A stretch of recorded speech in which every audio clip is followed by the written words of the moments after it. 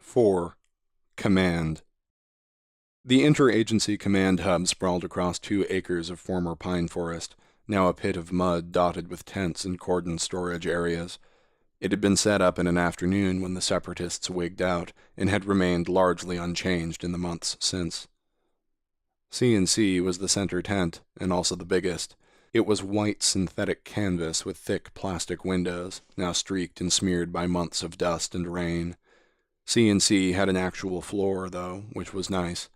2 folding tables took up the center of the tent, and Agent-in-Command Richter had set up shop at one of them. He was reviewing the IR from the drone sweep.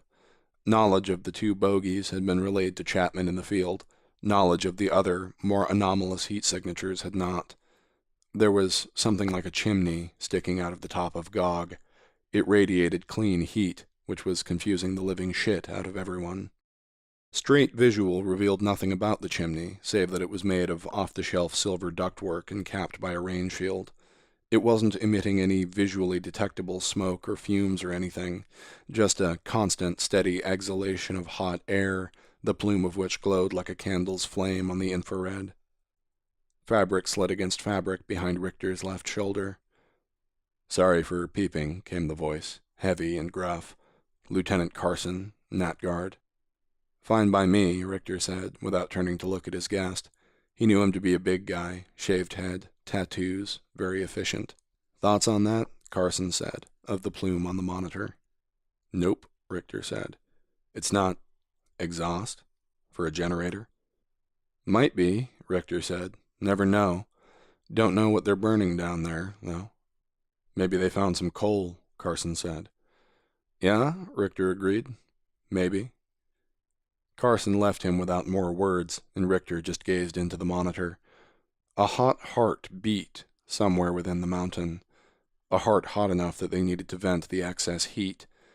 But no gas went into the compound that the Bureau knew about in the weeks leading up to the wig-out, and certainly nothing since. Maybe they had found some coal down there, but if they were burning coal underground, they weren't long for this world. But Richter had studied the visible light images of the chimney. It was sparkling under a thin patina of brown dust. Coal smoke would have turned it black. No, there was something in the mountain which was putting out a lot of heat.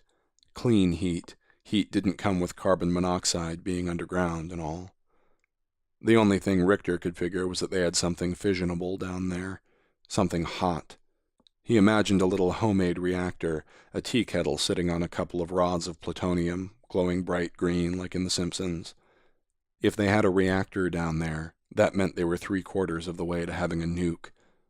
Richter thought of young Chapman, who was so pretty and so efficient and so cold and so promising. He hoped she wasn't about to get nuked.